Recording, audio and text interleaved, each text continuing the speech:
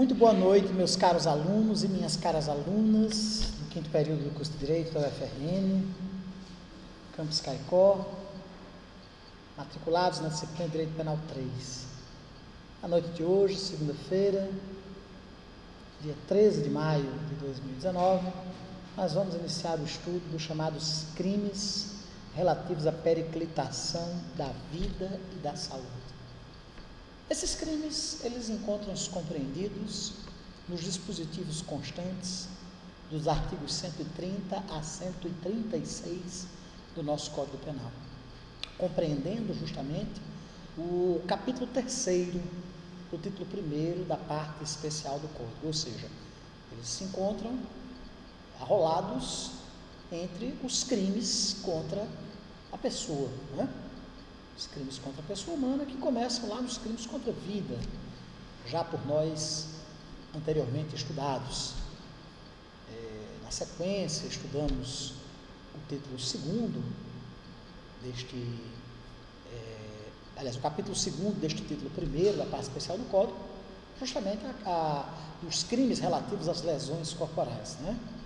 Na sequência, nós vamos, a partir de hoje, tratar dos delitos relativos aos crimes da periclitação da vida e da saúde, né? Que são compreendidos justamente nesse capítulo 3º do título 1º da parte especial do Código. O primeiro ponto que nos cumpre salientar acerca desses delitos vem a ser o fato de que eles se encontram elencados entre os chamados crimes de perigo. Fazendo apenas aqui uma recordação daquela classificação doutrinária que a gente viu lá em Penal 1, quando estávamos estudando as diferentes classificações que a doutrina penalista traz acerca das mais variadas espécies de infrações penais, nós vimos que os crimes no tocante à efetiva produção de um resultado lesivo, quando da consumação delitiva, podem ser subdivididos em crimes de perigo e crimes de dano.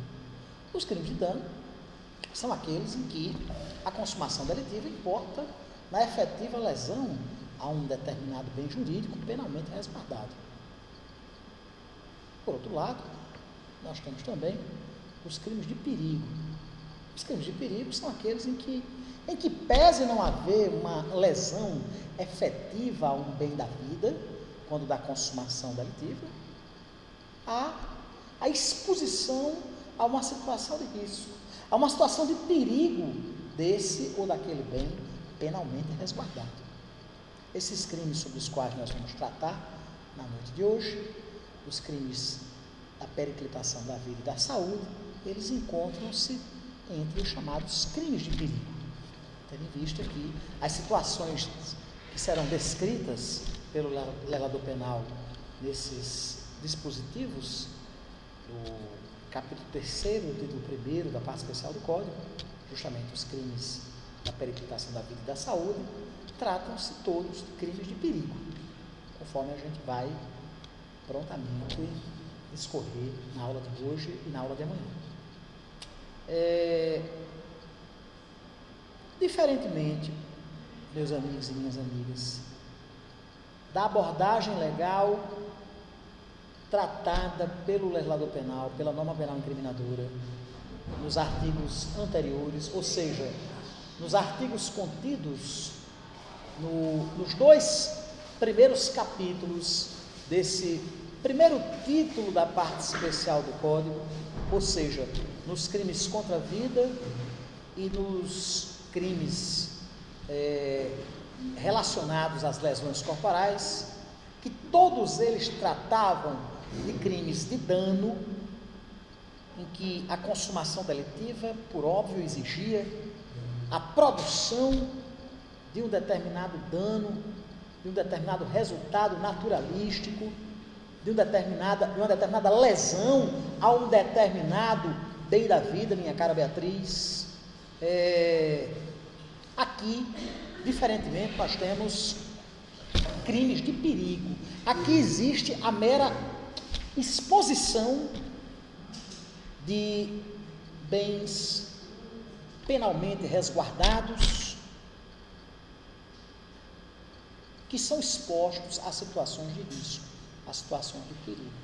Ou seja, para a consumação delitiva, nesses crimes arrolados, meu caro Felipe, nesse rol que vai do 130 ao 136 do Código, esse terceiro capítulo do título primeiro da parte especial do Código, nós temos tão somente a exposição à situação de perigo, à situação de risco, para os bens aqui, penalmente, os bens jurídicos, os objetos jurídicos penalmente resguardados pelo legislador penal. Ou seja, o dano é prescindível. Para a consumação delitiva, nessas situações referenciadas em abstrato pelo legislador penal, há necessidade tão somente da exposição do bem jurídico penalmente resguardado a uma situação de risco, a uma situação de perigo, a uma situação que denota tão somente uma probabilidade de ocorrência do dano, não havendo a necessidade da efetiva produção do dano para a ocorrência da consumação delitiva. Certo? Esse capítulo terceiro, do título primeiro da parte especial do Código, ele trata dos crimes de perigo contra a pessoa, ou seja, aqui nós temos crimes de perigo individual. Não sei se vocês se recordam da classificação doutrinária dos mais diversos delitos, que foi objeto do ponto 8 do plano de curso da disciplina penal 1, vocês todos pagaram penal 1 comigo, não sei se vocês vão se recordar. Existem crimes de perigo comum e crimes de perigo individual. Os crimes de perigo individual são aqueles em que a situação de risco, a situação que denota a probabilidade de um eventual dano a um bem penalmente resguardado, atinge uma pessoa determinada ou pelo menos um número determinado de indivíduos. Ao passo que os crimes de perigo comum, esses por sua vez, expõem a um número indeterminado de indivíduos a uma situação de risco, a uma probabilidade de dano, a uma situação de perigo a um determinado bem da vida. Aqui nós temos, nesses crimes relativos à periclitação da vida e da saúde, crimes de perigo individual. São crimes contra a pessoa, mas não são crimes de dano, são crimes de perigo.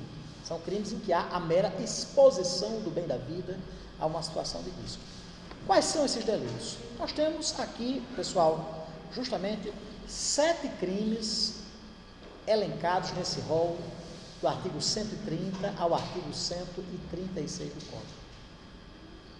O crime de perigo de contágio venéreo, o crime de perigo de contágio de moléstia grave, o crime de perigo para a vida ou a saúde de outro, o crime de abandono de incapaz, o crime de exposição ou abandono de recém-nascido, o crime de omissão de socorro e o crime de maus tratos. Outro ponto que nós devemos salientar é a subsidiariedade desses delitos. Esses crimes da periclitação da vida e da saúde, minha cara Tereza, que parece que está com frio, esses crimes eles são todos subsidiários a crimes de dano. O que significa isso?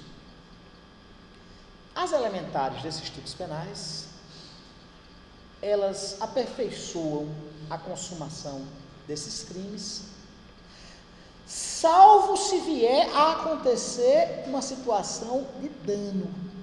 Aqui nós temos uma mera exposição a uma lesão que eventualmente possa advir em detrimento de um determinado bem da vida, de um determinado bem jurídico penalmente resguardado. Ou seja, se porventura da ação ou omissão do agente advir um resultado danoso, evidentemente que não haverá o delito da periclitação da vida e da saúde, certo? O indivíduo que, por exemplo, proporciona uma lesão corporal. Crime, obviamente, tipificado lá no artigo 129 e seus respectivos parágrafos e incisos.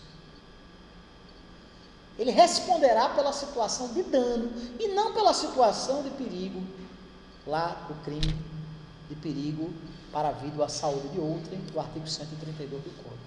Por quê?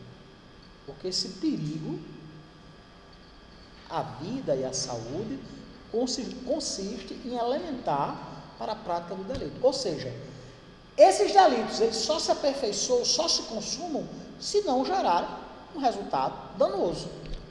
Vocês estão entendendo? A periquitação da vida e da saúde é, da essência desses crimes, a natureza subsidiária. Só acontece se não acontecer o dano. Porque se acontecer o dano, aí será outro delito. Eventualmente, lesão corporal ou homicídio. Certo? Esses crimes, eles são caracterizados. Esta é a nota principal que caracteriza esses delitos. O fato deles não serem crimes de dano, de serem crimes meramente, tão somente de perigo.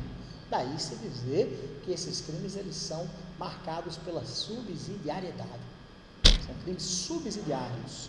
São crimes, todos eles são crimes subsidiários a crimes de dano. Só ocorre se não houver o dano. Eles se consumam pela mera exposição a uma situação de risco, a uma situação de perigo, conforme a gente vai ver em todos eles. Eu nem preciso recordar, coloquei aqui no slide, mas todos vocês devem lembrar, que os crimes de dano são aqueles que se consumam com a efetiva produção de um determinado dano, uma lesão efetiva ao bem da vida. Homicídio, lesão corporal, roubo, extorsão.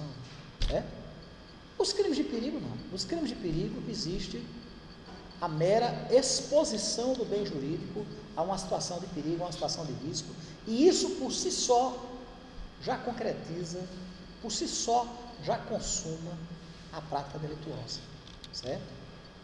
Resumindo, o crime de dano é aquele em que se produz uma lesão a um determinado bem jurídico, penalmente resguardado. O crime de perigo, ele se consuma com a mera exposição à vontade, pessoal, a mera exposição do bem da vida penalmente resguardado a uma probabilidade, a uma possibilidade de dano, certo? Há determinadas situações em que essa probabilidade de dano, essa probabilidade de lesão, ela pode ser presumida. Nós chamamos isso de crime de perigo abstrato, certo? Existe uma presunção legal, uma presunção iuris et de iure, de que aquela situação expõe um determinado bem penalmente resguardado a uma dada situação de perigo, certo?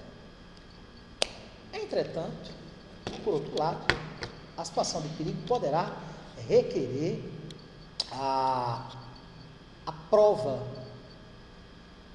da ocorrência da eventual probabilidade de dano, certo?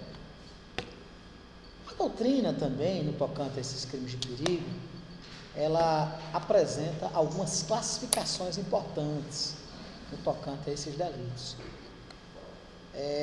No tocante à exigência ou não da comprovação da situação de perigo, os crimes podem ser de perigo abstrato, também denominado de perigo presumido, ou de simples desobediência, em que há uma presunção absoluta de que aquela conduta vai expor um determinado bem da vida a uma situação de probabilidade de risco.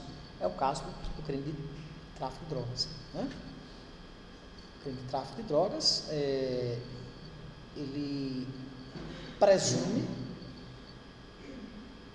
por uma presunção legal, uma presunção absoluta, uma presunção iuris et de iure, de que ele irá proporcionar a probabilidade de dano à saúde das pessoas, ao bem-estar da sociedade, à segurança pública, certo? Existe uma presunção absoluta à simples desobediência ao preceito contido na norma penal incriminadora, já importa, certo? Por isso que se fala perigo abstrato ou perigo presumido, na exposição daquele bem jurídico penalmente resguardado a uma situação de risco de lesão. Por outro lado, há determinados crimes de perigo que exigem, por sua vez, que se comprove a exposição a risco, né? O crime de perigo de vida, do artigo 132, ele só se consuma quando se prova efetivamente a exposição da vida ou à saúde da pessoa a uma situação de risco. São chamados crimes de perigo concreto, né? Eu já falei sobre isso, mas vou falar novamente. Existe a dicotomia entre crimes de perigo individual e crimes de perigo comum, também denominados de crimes de perigo coletivo, né? Os crimes de perigo individual são aqueles que atingem uma pessoa determinada ou um número determinado de indivíduos, certo? Como é o caso do crime de perigo de contágio venéreo. Esses dispositivos que nós estamos estudando, esses dispositivos relativos à periclitação da vida e da saúde, arrolados nessa seleta lista do artigo 130 ao artigo 136, são todos crimes de perigo individual, certo? Paralelamente aos crimes de perigo individual, nós temos os crimes de perigo comum ou coletivo, né? São aqueles que alcançam um número indeterminado de indivíduos. É o caso do crime de explosão, crime de incêndio, certo? Por que se diz de perigo comum? Porque um número indeterminado de pessoas pode vir a ser alvejada pela exposição ao dano, ao risco de dano, melhor dizendo, promovido pela conduta do agente. Certo?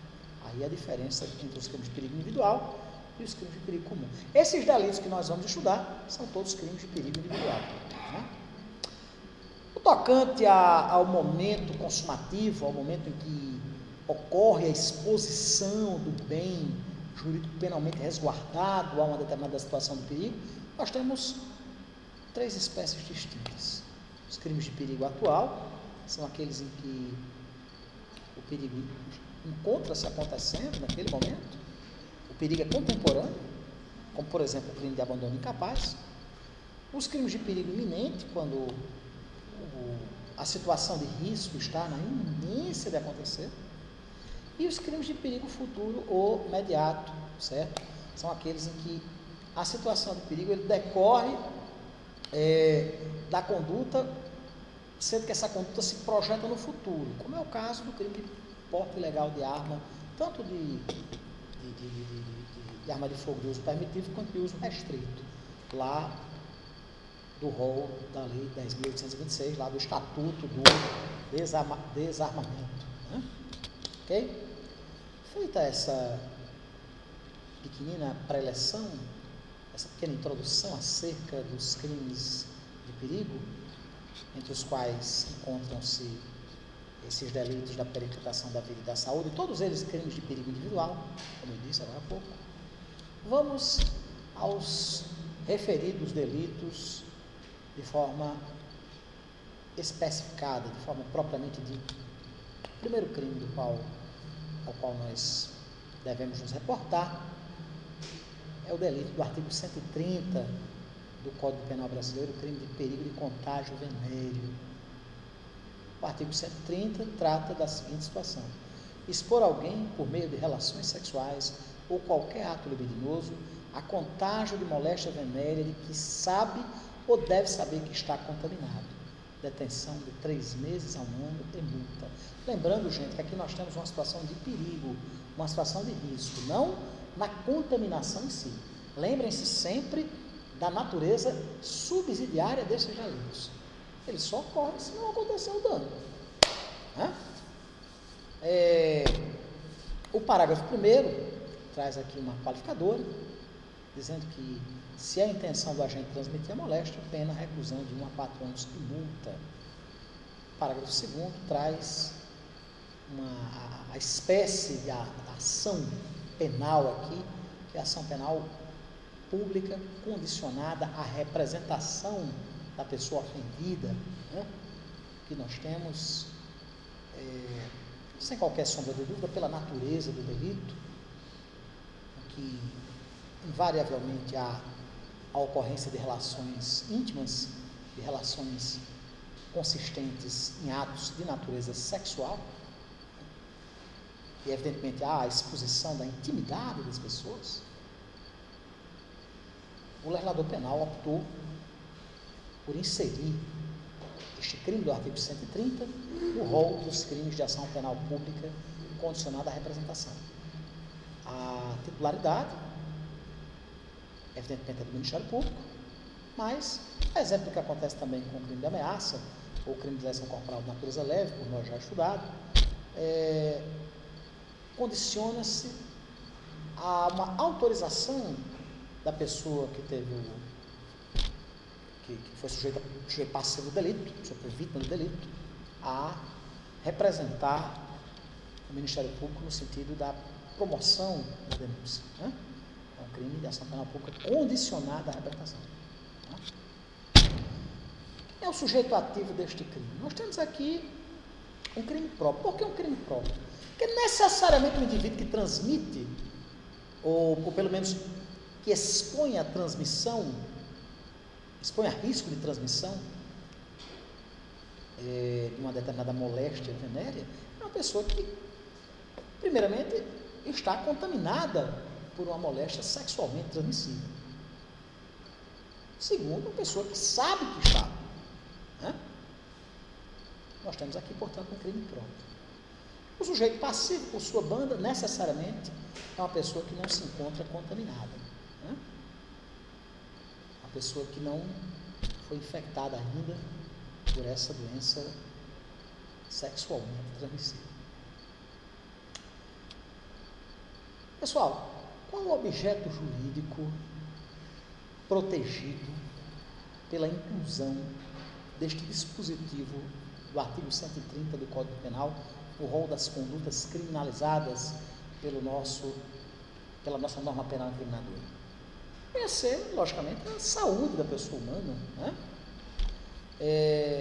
Aqui se vislumbra evitar a exposição da saúde, no tocante à saúde sexual da pessoa humana, a exposição a risco, a eventual perigo de contágio venéreo. Né?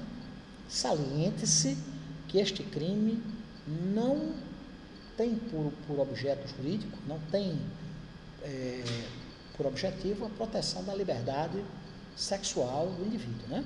A liberdade sexual, ela é contemplada lá nos crimes contra a liberdade sexual, que estão no rol dos crimes contra a dignidade sexual. Né? Nós temos lá nos crimes contra a dignidade sexual os crimes contra a liberdade sexual, que são os crimes sexuais praticados contra pessoas maiores de 14 anos incapazes, né? E nós temos os crimes sexuais contra vulneráveis, que são os crimes praticados, sobretudo o crime de estupro de vulnerável, que são crimes praticados em detrimento de pessoas tidas por uma presunção iuris et de iure, uma presunção legal, como sendo vulneráveis, ou seja, indivíduos com menos de 14 anos, ou pessoas mentalmente retardadas, ou que padeçam de alguma moléstia psicossomática que lhes impeça de compreender a natureza dos atos libidinosos, dos atos sexuais. Né? Os crimes contra a liberdade sexual dizem respeito justamente à liberdade sexual, a liberdade da pessoa dispor do seu corpo da melhor maneira que lhe aprouver no tocante à sua sexualidade, né? Elegendo os parceiros ou as parceiras e as modalidades, as espécies, as preferências sexuais que melhor lhe aprouver. Os crimes sexuais contra vulneráveis, por sua vez, dizem respeito à proteção de pessoas que se encontram numa situação de vulnerabilidade. E não apenas menores de 14 anos ou pessoas mentalmente incapazes, quer por desenvolvimento mental incompleto ou retardado, quer por serem acometidos de alguma moléstia psiquiátrica, mas também pessoas em situação de vulnerabilidade, por exemplo, que se encontrem sob efeito de narcóticos, pessoas drogadas, ou pessoas embriagadas, né? São pessoas reduzidas a uma condição de vulnerabilidade, né? De vulnerabilidade. Ao contrário do que reza aquele infame dito popular, de bêbado tem dono, né? Tem dono e tem dona, né? Não há nenhum permissivo legal, pelo contrário, né? Pelo contrário. Mas aqui nós não estamos tratando de crimes contra a liberdade sexual. Aqui o objeto jurídico contemplado é a saúde da pessoa humana no tocante aos aspectos venéreos, no tocante aos aspectos sexuais, certo? O objeto material é a pessoa sobre a qual recai a conduta da exposição, né? Da exposição. Qual é o verbo nuclear desta conduta? Expor. Expor através de relações sexuais, independentemente de ser a conjunção carnal ou qualquer ato sexual, certo? Qualquer ato de natureza libidinosa. A contágio de moléstia venérea. O indivíduo que pratica este tipo penal, ele expõe uma terceira pessoa, obviamente não contaminada, ao risco de eventualmente contrair uma moléstia sexualmente transmissível, né? Aqui, logicamente, nós temos um crime de perigo. Para a consumação delitiva, não é exigível a efetiva transmissão da doença, certo? A conduta do agente consiste na simples exposição, né? Saliente-se aqui que nós temos um crime de conduta vinculada. Como assim um crime de conduta vinculada? É necessário, para que haja a caracterização do delito, para que haja a consumação delitiva, a necessidade da prática de relações sexuais. O delito necessariamente deve se dar através de atos de natureza sexual, independentemente de ser a conjunção carnal ou ato diverso da conjunção carnal, mas desde que seja ato de natureza sexual, de natureza libidinosa, certo? O que é moléstia venérea? É aquela que é transmissível, que é a principal elementar deste delito, né? A moléstia venérea é aquela transmissível exclusivamente através de contato sexual, certo?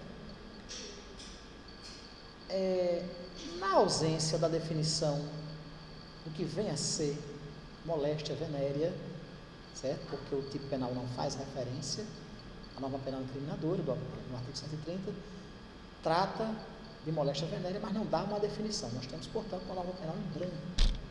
E essa norma penal em branco poderá ser suprida através de portaria expedida pelo Ministério da Saúde. Exemplo do que acontece nos crimes relativos aos entorpecentes, né?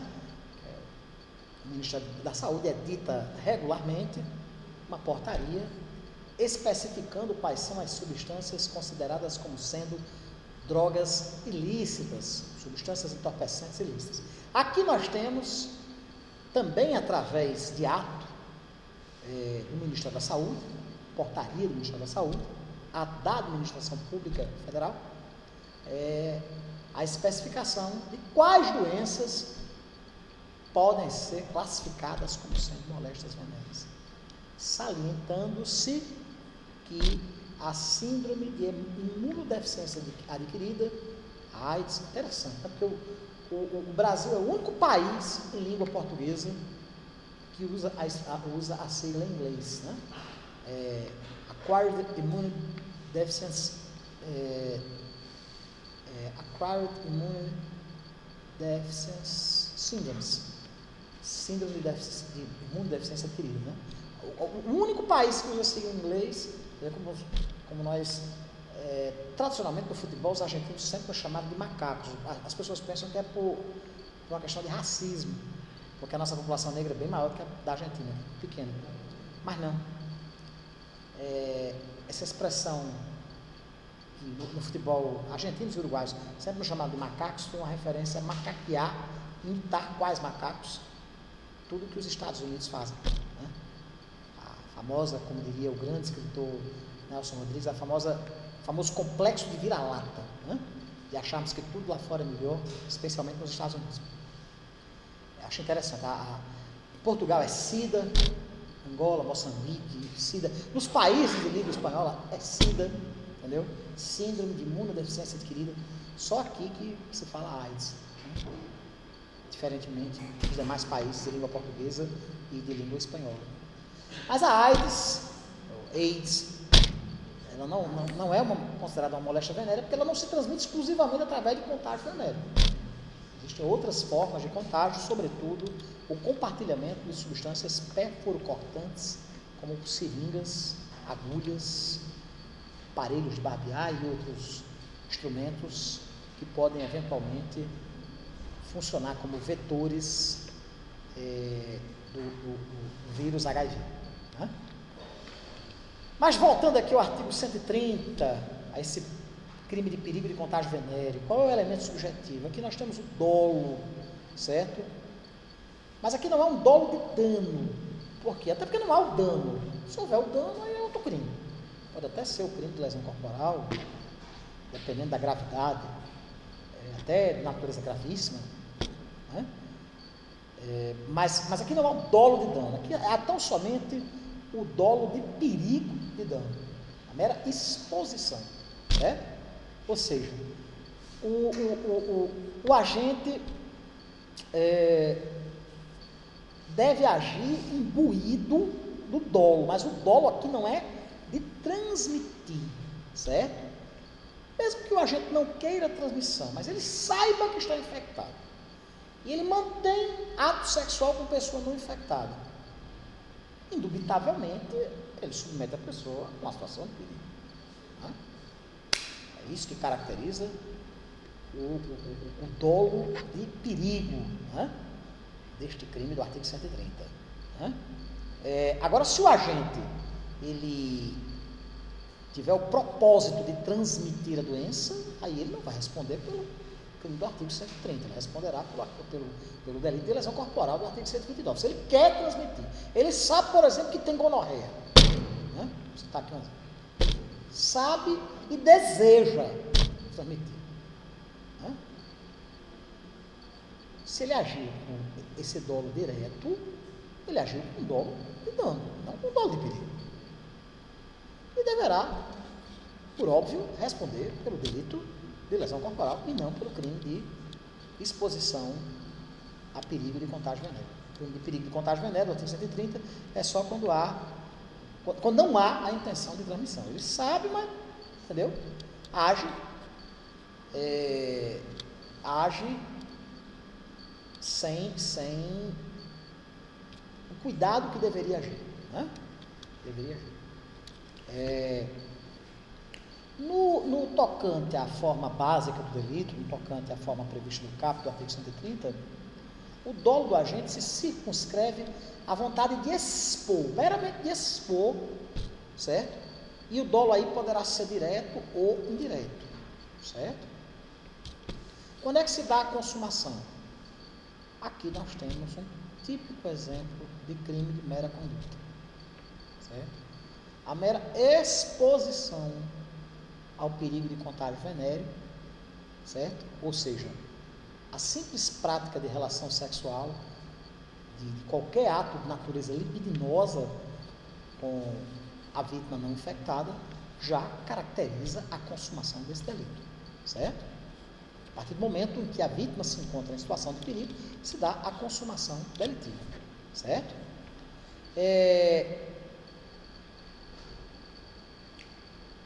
Um aspecto importante que nós devemos salientar.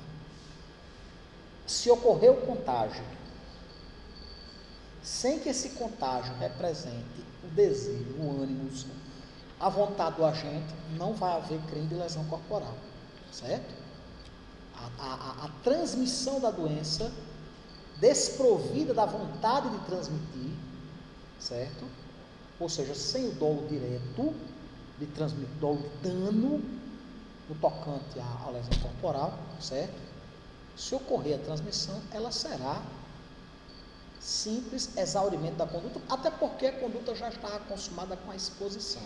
Nós estamos tratando aqui de um crime de perigo, certo? A exemplo dos demais delitos da periclitação da vida e da saúde, certo? Por outro lado, se o agente tem a vontade de transmitir, independentemente de concretizar-se ou não a transmissão da doença, ele vai responder pela figura qualificada deste crime do artigo 130, pela figura delitiva contida no parágrafo 1º do artigo 130, certo? Em que necessariamente há o dolo direto. Por que há o dolo direto? Porque ele quer. Né? Aqui não há o dolo direto, há o ânimos mesmo de transmissão da doença. Né? Havendo, portanto, a qualificação desse delito. Tá? No tocante à tentativa, admite-se ou não admite-se o conatus nesse crime do artigo 130? Sim. Pela própria natureza plurissubsistente do delito, é perfeitamente factível de acontecer o conatus, a tentativa. Né? Por exemplo, o agente pretende transmitir, através de ato sexual libidinoso, a doença e não concretiza por circunstâncias alheias à sua vontade. Por exemplo, a pretensa vítima exige a utilização de preservativo. Ou, no momento imediatamente anterior à prática sexual, alguém chega e diz, não transe com fulano não, porque ele é portador de tal doença. Entendeu? Ou seja, pode haver a tentativa em razão da plurissubsistência do delito, certo? Existe um elemento normativo do delito, que vem a ser a expressão moléstia venérea, certo? Que se caracteriza fundamentalmente por se tratar de um típico exemplo de norma penal em branco, tendo em vista que há necessidade de se complementar, de se preencher, para se chegar ao sentido dessa elementar, desse elemento normativo fundamental do tipo, do artigo 130, que é a expressão moléstia venérea, é necessário que se observe o que diz o órgão competente, no Ministério da Saúde, no sentido de que, através de portaria do Ministério da Saúde, que se complementa, que se preenche essa norma penal em branco, especificando-se o que vem a ser realmente moléstia venérea. Né? Conforme eu disse a vocês, existe uma forma qualificada deste crime.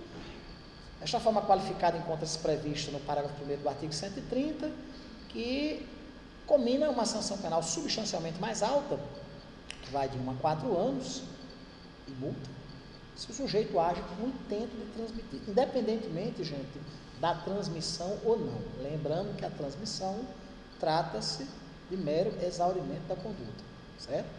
O sujeito age com a intenção de transmitir. A pena vai de 1 a 4 anos e multa. Lembrando aqui que o dolo aqui não é o dolo de dano. Né? Se houver o dolo de dano, se houver o dolo direto, haverá lesão corporal. Né? Aqui é o dolo de perigo. Ele age no sentido de transmitir. Certo? Havendo, portanto, uma substancial majoração da sanção penal. Certo?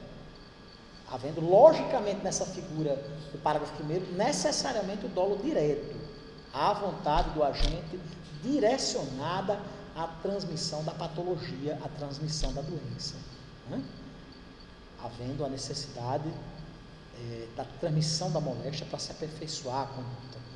Ele vai responder pela forma qualificada, certo? Sendo que a transmissão será exaurimento da conduta criminosa, certo? Se, entretanto, só um momento, meu caro Raimundo, se... Você não tem a intenção de contaminar a outra pessoa, se não existe igual, a intenção dele aí é de quê? Ele pode agir, olha, você diz na forma básica do delito, na forma do caput, não é isso? Na forma do caput do 130? Não, porque a forma, veja bem, a forma básica do crime comporta tanto o dolo direto quanto o dolo indireto. O agente pode manter ato sexual com alguém, certo? Sem a intenção de transmitir, por mera desídia, por mera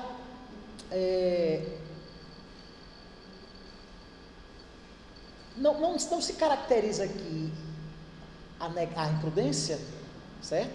Porque ele não acha culpa, ele acha dolo, certo? Mas aqui nós temos o agente incorrendo um verdadeiro dolo eventual. Tanto faz, para mim, se a pessoa for contraída ou não, é problema dela, certo? Essa é a síntese do caput do artigo 130. Já no parágrafo 1º, o agente, ele age direcionado à transmissão, certo? E se houver a transmissão, haverá a prática da forma qualificada do crime de perigo de contágio venéreo, certo? Excetuando-se, se porventura a lesão corporal advinda daquela prática sexual for grave ou gravíssima, porque aí ele vai responder, entendeu? Pelo próprio princípio da consunção, né? Pelas figuras dos parágrafos 1º e 2º, respectivamente, lesão corporal grave e gravíssima, né? Havendo a absorção da conduta do 130, que pela própria subsidiariedade do delito e pelo próprio princípio da consunção, será absorvido pela lesão corporal de natureza grave e gravíssima. Entendeu, meu nobre Raimundo? Alguma outra dúvida, pessoal? Vamos lá. Um aspecto que salta-nos aos olhos quando nós estamos estudando, quando nós procedemos ao estudo deste crime, o perigo de contágio venéreo, é a natureza da sua ação penal. Aqui nós temos um crime de ação penal pública condicionada à representação. Necessariamente, o Ministério Público só poderá ingressar com a denúncia, só poderá propor a ação penal se houver uma manifestação do ofendido no sentido ou do seu representante legal, né? Se não for maior ou se for incapaz por algum outro motivo, no sentido de ver processado o autor desse ilícito, por razões evidentes, né? Esse crime está associado a atos de natureza íntima, de natureza sexual, que dizem respeito à intimidade. Boa noite, pessoal.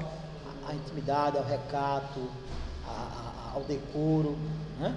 E aí compete a pessoa ofendida sopesar se é válida ou não a representação, se é válido ou não autorizar o Ministério Público, por assim dizer, no sentido do processamento de um eventual autor desse tipo de crime, certo? No tocante à possibilidade do agente vir a ser beneficiado pelos dispositivos inerentes à Lei 9.099. No tocante ao caput do artigo 130, é perfeitamente possível, porque o diminuto tamanho da sanção penal adequa-se ao que reza o artigo 61 da Lei 9.099. Né? Trata-se de uma infração penal de menor potencial ofensivo, em razão da pena ser inferior a 2 anos, né? E, portanto, o processamento do feito se dará, a competência será, né? Competência para julgar eventuais crimes que se caracterizam como sendo da forma simples desse crime de perigo de contágio venéreo, será dos juizados especiais, né? No tocante à forma qualificada, não. Aí nós temos uma sanção penal que vai de 1 a 4 anos, o que inviabiliza o processamento junto aos juizados especiais. Havendo, entretanto, a possibilidade de suspensão condicional do processo, haja vista que a pena mínima é de 1 ano, né? Vocês sabem que a rigor do que diz o artigo 89 da Lei dos Juizados Especiais, quando a pena mínima for de até 1 ano, é possível haver a suspensão condicional do processo, o chamado suscis processual. Suscis processual, que importa justamente a suspensão do processo durante um determinado período, de 1 a 2 anos, devendo o agente, aliás, de 2 a 4 anos, devendo o agente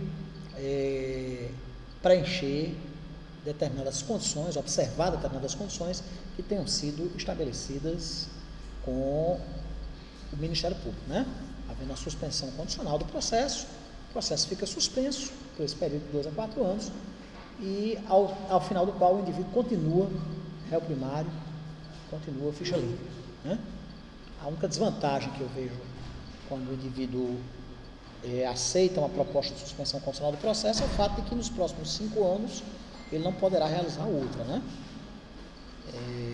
E de todo modo, em que pese não ter natureza jurídica de sanção penal, as condições importam menos. Ele vai de alguma forma cumprir alguma coisa, ou pagar um valor, ou prestar um serviço, certo? De toda forma vai haver alguma restrição a direito, seja o direito de propriedade, seja o direito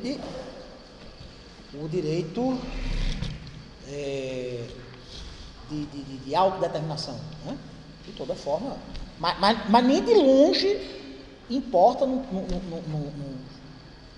num gravame como uma pena, com direito à inscrição em rol dos culpados, perda da primariedade, perda dos direitos políticos e todos os demais deméritos inerentes de uma condenação criminal. Eu sempre aconselho, quando a situação do meu constituinte denota um elevado grau de chance de que a culpabilidade venha a ser aferida no processo legal, certo? Eu sugiro, e eu acho que todo advogado com senso ético deveria fazê-lo, sugerir que o seu cliente aceite a suspensão condicional do processo, Porque por mais que ele venha por exemplo, pagar um determinado valor em prol de uma instituição pública ou uma instituição privada destinada a fins filantrópicos, a fins de caridade, por mais que ele venha prestar um serviço à comunidade, isso nem de longe representará o gravame que uma pena, que uma sanção penal, ainda que não seja uma pena deambulatória, ainda que não seja uma pena privativa de liberdade, venha a trazer para o indivíduo, Agora, de certo modo, assim, do ponto de vista até axiológico, do ponto de vista até valorativo, é como se fosse uma confissão, Do ponto de vista prático, por mais que o indivíduo persista réu primário, por mais que o indivíduo não tenha todos os ônus inerentes a uma condenação criminal recaídos sobre sua pessoa, a partir do momento que ele topa uma suspensão condicional do processo, ele tacitamente declara que se conformou com a acusação. Se não que é culpado, porque não há nenhum juízo de culpabilidade, mas pelo menos que não se insurgiu contra a denúncia que lhe fora proposta pelo Ministério Público. Sim. Esse benefício é para evitar que pessoas que nunca tenham sofrido um processo criminal anteriormente, que não tenham nenhuma periculosidade, que, portanto, estejam sendo acusadas, justo ou injustamente, pela primeira vez, não tenham que responder a um processo criminal. Porque eu digo sempre, processo criminal, não é que você seja absolvido, já é uma pena. O simples fato de você responder um processo criminal já importa num demérito profundo, ainda que advenha uma absolvição. Simples fato de você comparecer a uma audiência de instrução e julgamento na condição de réu, o simples fato de você ter que constituir um advogado, amealhar, não provas de sua inocência, porque o ônus probatório, ele compete a quem acusa, não a quem se defende, né? Mas de toda forma você vai ter que amelhar subsídios que lastreiem um juiz de inocência, né? Que lastreiem um juiz de não culpabilidade, né? E tudo isso é desgastante, tudo isso é desgastante. E aí nessas situações em que realmente existe a possibilidade de observância do que diz o artigo 89 da Lei dos Juizados Especiais, ou seja, a suspensão condicional do processo, e é claro, resta inequívoco que o réu é culpado, é muito mais inteligente aceitar a suspensão do que ir com uma aventura processual, né? Uma aventura jurídica cujo resultado é absolutamente imprevisível e que pode inclusive advir uma condenação criminal, né? Todos os ônus inerentes à condenação criminal. Mas enfim, no tocante à figura básica, ao caput do artigo 130, a competência dos juizados especiais, certo? No tocante à forma qualificada, lá do parágrafo 1º, a competência vem a ser do juízo comum, mas em razão da sanção penal ser de 1 a 4 anos, cabe a suspensão condicional do processo. Gente, eu vou encerrar a aula de hoje. Na próxima aula a gente retoma esse assunto dos crimes da periclitação da vida e da saúde, debatendo sobre o crime de perigo, de contágio, de moléstia grave. Uma boa noite a todos e a todas, que Deus os abençoe e até a próxima aula.